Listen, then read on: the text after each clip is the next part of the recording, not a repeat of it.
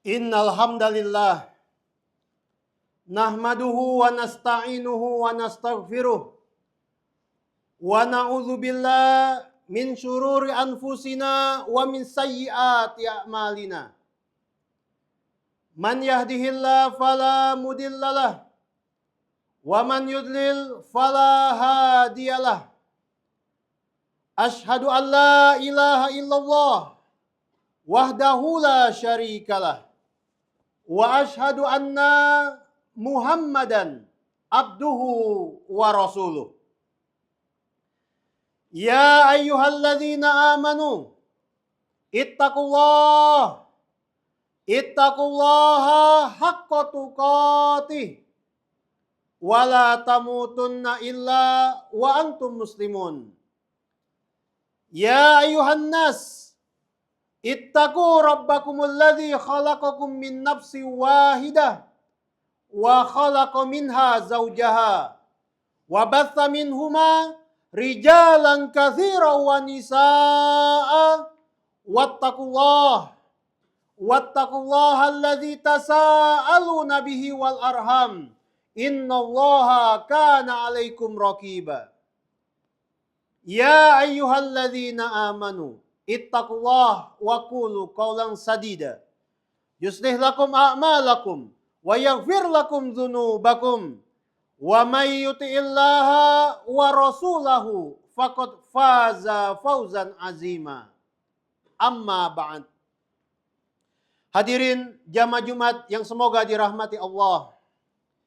Segala pujian hanya untuk Allah Subhanahu wa taala, Rabb semesta alam, atas berbagai karunia, atas berbagai kebaikan yang selalu kita rasakan setiap saat, yang selalu kita rasakan setiap waktu.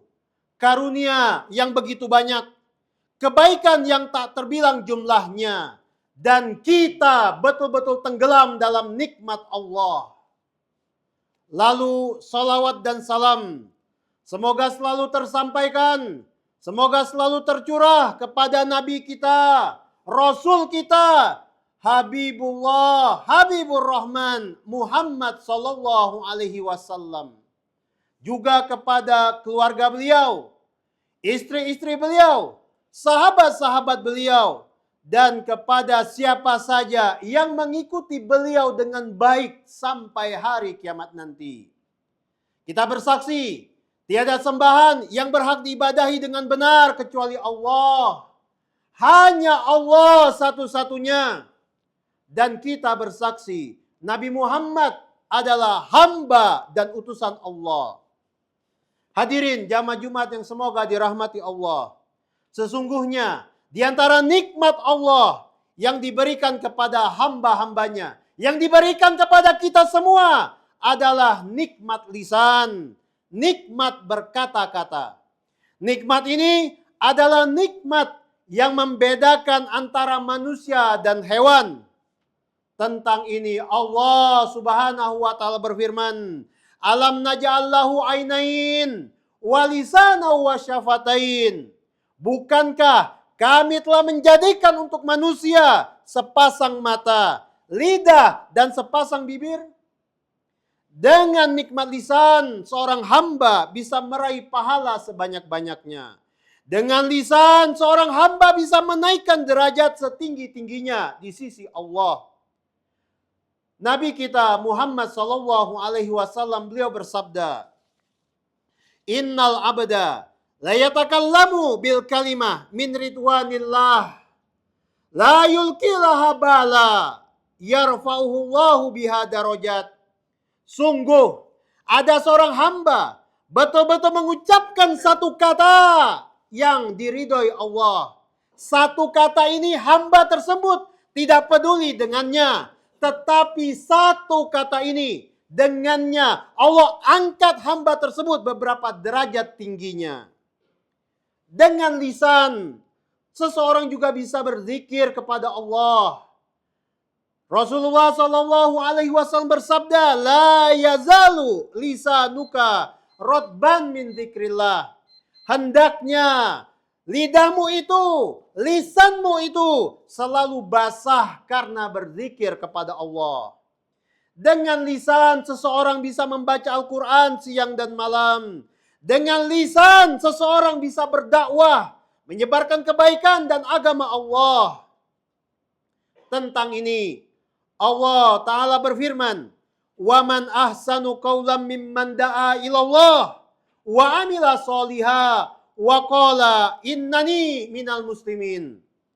Kata Allah, siapakah yang lebih baik perkataannya dari orang yang mengajak kepada Allah, mengerjakan kebaikan, dan berkata, sungguh aku ini termasuk orang-orang yang berserah diri. Hadirin jamaah Jumat yang semoga dirahmati Allah. Akan tetapi sebaliknya, lisan bisa sangat berbahaya jika tidak dijaga. Lisan bisa sangat mudarat jika tidak bisa dikontrol. Bahkan bahaya yang ditimbulkan oleh lisan lebih bahaya daripada bahaya yang ditimbulkan anggota tubuh lainnya.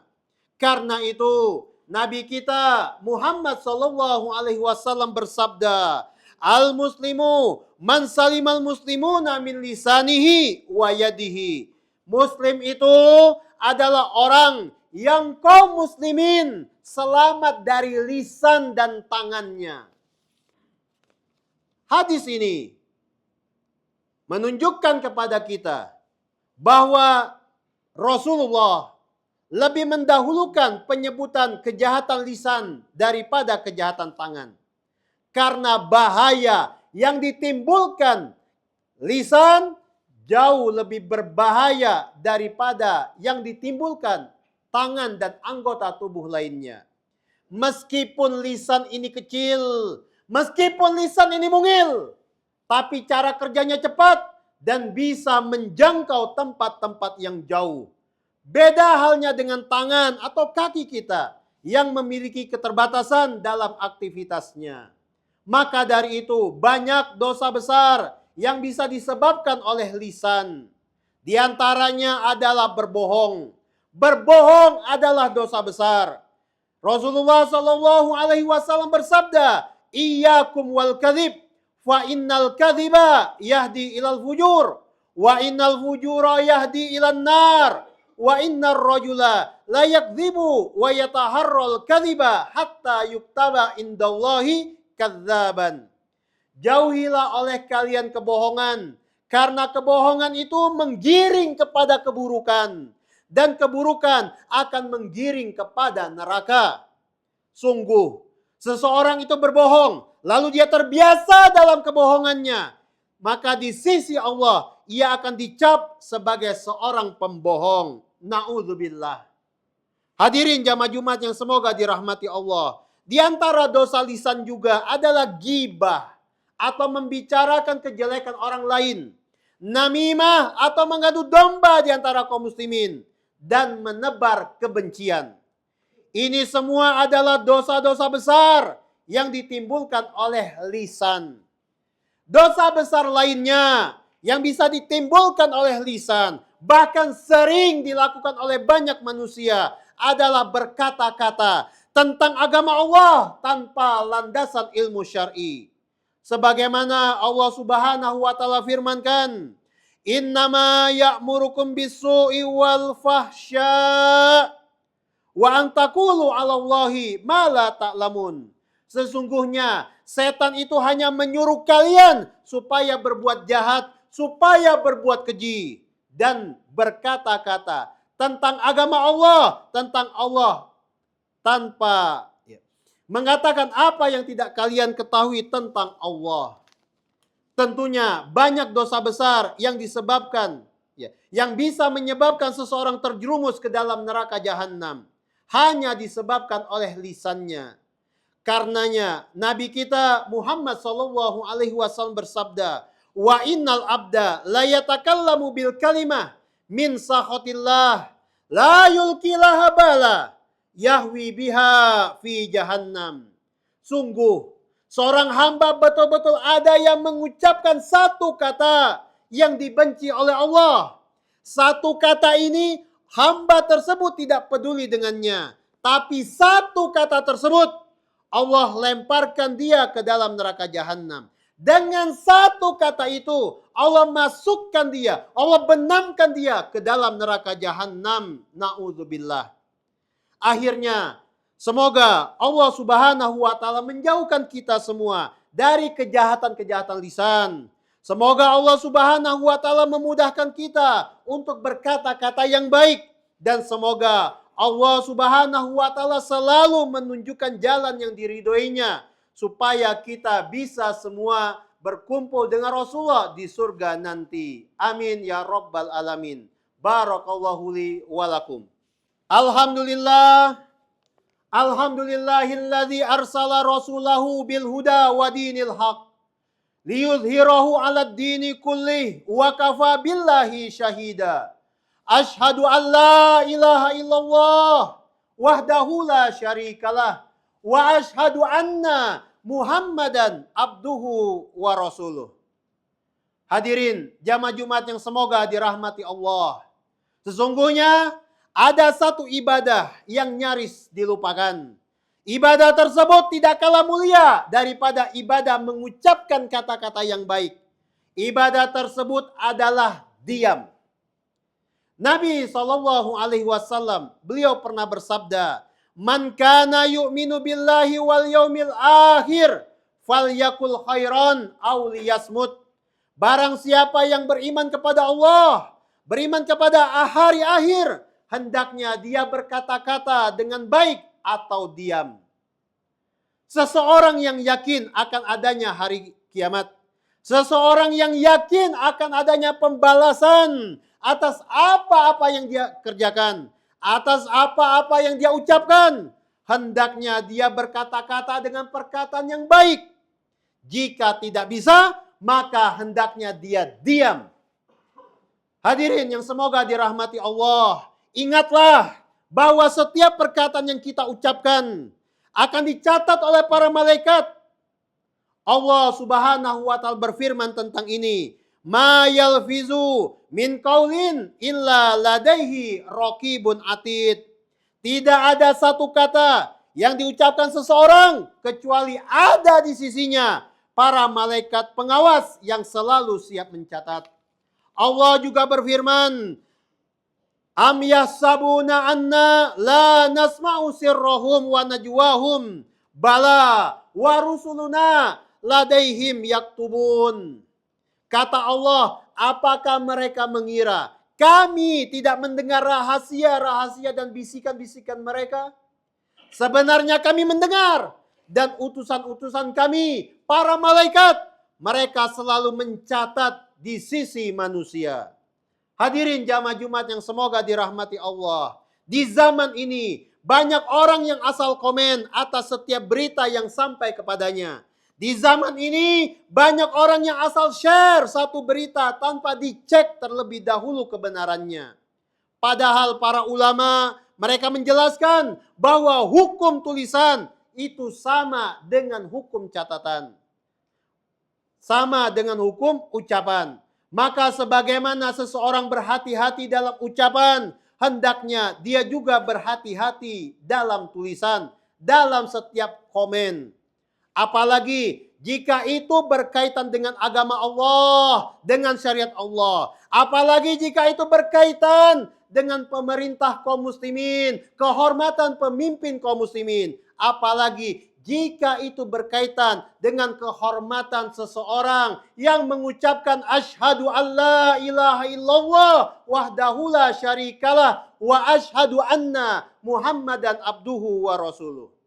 Hadirin jamaah Jumat yang semoga dirahmati Allah. Di zaman sekarang betapa banyak sesuatu atau hal yang memancing diri-diri kita untuk komen. Dan memang sifat manusia adalah ingin selalu komen, ingin selalu komentar. Karena itu sangat menyedihkan ketika kita melihat terjadi pertikaian, saling merendahkan satu sama lain, saling dusta di media-media sosial hanya disebabkan dorongan ingin selalu komen. Hati-hati, karena semua itu bisa mengantarkan kita ke dalam neraka jahanam. Dalam satu hadis sahih yang diriwayatkan oleh Imam Al-Bukhari, Rasulullah SAW diceritakan Beliau pernah melihat seseorang disiksa di alam kubur. Orang ini dilihat oleh Rasulullah sudah disiksa sejak masuk ke dalam kubur. Rasulullah waktu itu melihat ada seseorang yang sedang duduk. Kemudian datang orang lain membawa benda tajam. Kemudian merobek bibir orang yang duduk tersebut sampai ke lehernya di sebelah kanan. Kemudian pisaunya dipindah ke sebelah kiri. Lalu merobek bibir orang yang duduk itu sampai ke lehernya, leher sebelah kiri. Setelah selesai merobek bagian kiri, maka yang sebelah kanan telah sembuh. Dan ia robek kembali hingga ke lehernya sebelah kanan. Setelah selesai yang sebelah kanan, ternyata yang sebelah kiri telah sembuh. Maka dipindah, lalu dirobek kembali sampai ke lehernya. Dan ini terus-menerus terjadi sampai hari kiamat nanti. Maka Nabi kita Rasulullah SAW bertanya tentang ini. Kenapa orang tersebut? Kenapa orang yang duduk itu dirobek bibir sampai ke lehernya berkali-kali dan terus-menerus sampai hari kiamat? Maka dijawab kepada beliau, dikatakan kepada beliau, ammal ladzi ra'aituhu yushakku, ammal ladzi ra'aitahu yushakku shidquhu, fakadzabun yuhadditsu bil kadzba, fatuhmalu anhu hatta tablughal afaq, fayusna'u bihi ila yaumil qiyamah. Adapun orang yang engkau lihat mulutnya ditusuk dengan besi, dirobek dengan besi, maka orang itu adalah pendusta, pembohong. Dia berbicara dengan satu kedustaan, lalu kedustaan itu dinukil, di-share darinya sampai tersebar luas. Maka dia disiksa dengan siksaan tersebut hingga hari kiamat nanti. Na'udzubillah. Hadirin jamaah Jumat yang semoga dirahmati oleh Allah. Kita berharap mudah-mudahan kita semua senantiasa bersama orang-orang yang baik. Orang-orang yang selalu menjaga lisan untuk mengucapkan kata-kata yang baik. Kita berharap mudah-mudahan Allah Subhanahu wa Ta'ala menjaga lisan-lisan kita, menjauhkan kita dari hal-hal yang bisa menjerumuskan kita ke dalam neraka jahanam. Dan kita berharap mudah-mudahan Allah memasukkan kita semua ke tempat kembali orang-orang yang baik dan selalu menjaga lisan-lisan mereka, yaitu surga Allah. Allahumma sholli ala Muhammad wa ala ali Muhammad kama shallaita ala Ibrahim wa ala ali Ibrahim innaka Hamidum Majid. Allahumma barik ala Muhammad wa ala ali Muhammad kama barakta ala Ibrahim wa ala ali Ibrahim innaka Hamidum Majid. Allahumma ighfir lil mu'minina wal mu'minat walil muslimina wal muslimat al ahya'i minhum wal amwat innaka antas sami'ud du'a. Rabbana ighfir lana wali walidina warhamhum kama rabbawna sigara. Rabbana atina fid dunya hasanah wa fil akhirati hasanah wa qina adzabannar wa qina adzabannar wa qina adzabannar. Wa akhiru da'wana anil hamdulillahi rabbil alamin. Assalamualaikum warahmatullahi wabarakatuh. Aqimus shalah.